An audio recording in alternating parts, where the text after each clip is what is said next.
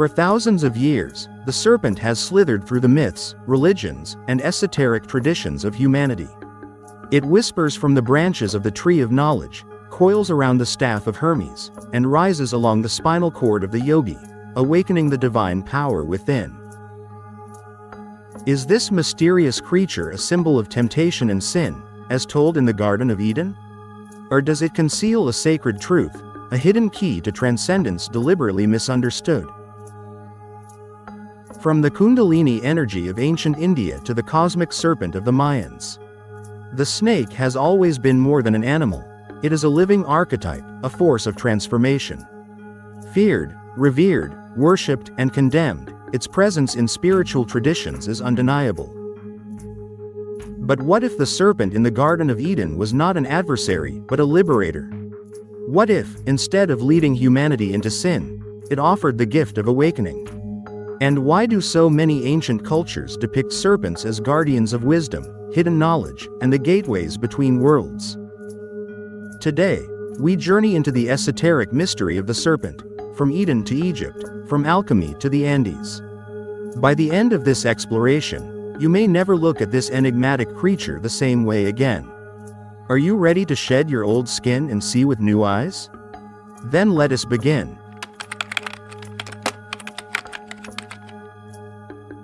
Throughout the ages, the serpent has embodied both the forces of creation and destruction, revealing the paradox of existence itself. In the Vedas, the cosmic serpent Ananta Shesha coils infinitely, supporting the universe on its hood, while the chaotic serpent Vritra must be slain for the cosmic order to emerge. Similarly, in Egyptian mythology, the great serpent Apophis is the eternal adversary of Ra, threatening to plunge creation back into the abyss of disorder.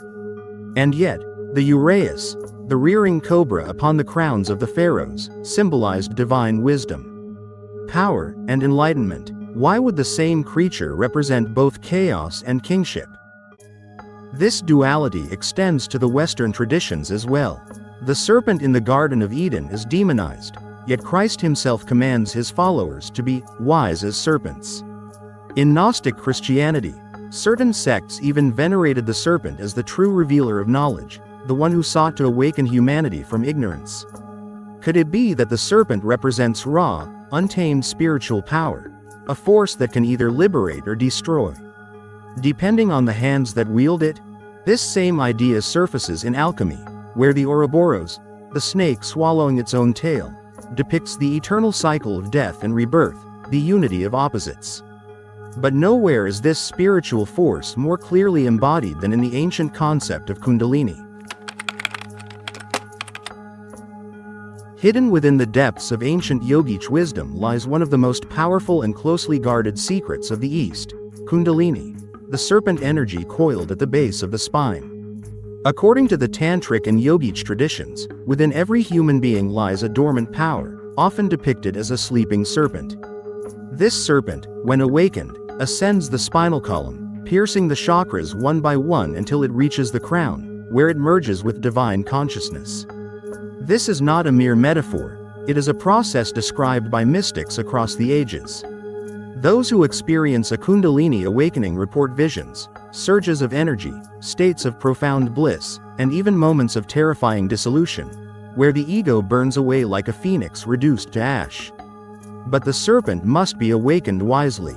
If the energy rises too quickly, it can cause psychic turmoil, madness, or even physical distress, a warning echoed by many spiritual traditions.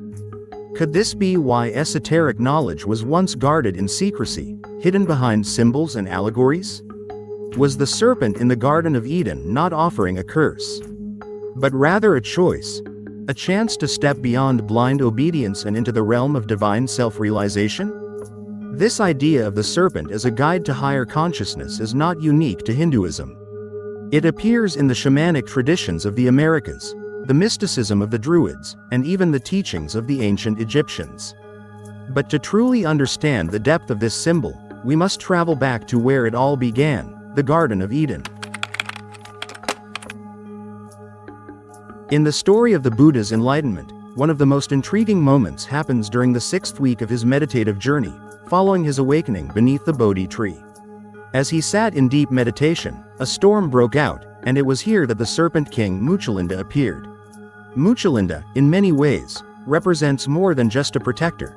He could be seen as a symbolic representation of an ancient, spiritual energy, very much like the Kundalini that rises within the body in yogic traditions. The serpent coiled around the Buddha, shielding him from the storm, and spread its hood over him, offering protection from the rain. Once the storm passed, Muchalinda transformed into a human form and sat beside the Buddha in a gesture of reverence.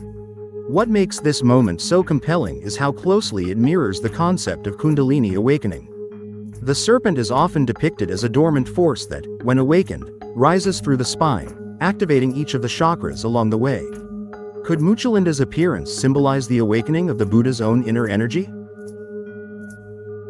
What is even more fascinating is the connection to Hindu iconography, where gods like Shiva are often depicted surrounded by serpents, symbolizing the divine power of transformation and wisdom. The serpent, in these traditions, is not only seen as a symbol of destruction but also one of protection, guidance, and enlightenment. Just as Shiva's association with serpents points to his role as the Lord of Yoga and Kundalini, could the Buddha's own encounter with Muchalinda suggest a parallel path of inner awakening? In both traditions, the serpent represents a powerful, hidden energy, whether it's the Kundalini rising through the yogi's body or the awakening of a higher consciousness through spiritual practices. The connection between the serpent and divine wisdom is undeniable, and the Buddha's story serves as an esoteric clue into the transformative power of the serpent energy within us all. What if we have misunderstood the story of the Garden of Eden? For centuries, mainstream theology has told us that the serpent in Eden was the devil, the deceiver who led humanity into sin. But the Gnostic traditions tell a different story, one that turns everything we know upside down. According to the Gnostic text, the hypostasis of the archons, the being who forbade Adam and Eve from eating the fruit of knowledge, was not God at all, but an impostor, a lower, jealous deity seeking to keep humanity in ignorance. The serpent, far from being an enemy, was a messenger of the true divine, offering wisdom, liberation, and the keys to self-awareness. This interpretation aligns eerily with many ancient myths where gods punish humans for acquiring knowledge, as seen with Prometheus, who was condemned for bringing fire to mankind. Could it be that the Garden of Eden was not about the fall of man, but about the birth of self-awareness? If so, then the serpent represents forbidden knowledge, the path to awakening that the powers of the world sought to suppress. But this isn't just a theory confined to ancient texts. The serpent cults of Mesoamerica, the secret teachings of the Druids, and even the mysteries of alchemy all speak of a hidden knowledge that, once grasped, changes everything. The question is, are we ready to receive it? From the coiled dragon of China to the feathered serpent Quetzalcoatl, from the Nagas of India to the Greek Caduceus, the serpent has always been an emblem of transformation. Why does it shed its skin? Because it dies and is reborn, over and over, a perfect symbol of the human soul on its journey toward enlightenment. The ancients did not fear the serpent. They understood its wisdom. The question remains, do we? Perhaps the real reason the serpent has been vilified is because it represents the power of awakening. A power that was meant to be rediscovered only by those who seek. But the time of secrecy is over. The wisdom of the serpent is rising once more. Are you ready to embrace it?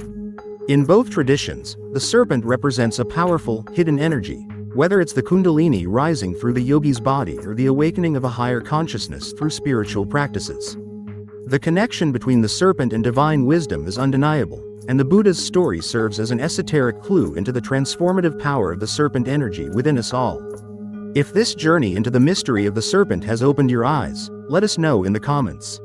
Subscribe for more ancient wisdom, and until next time, walk the path of knowledge wisely.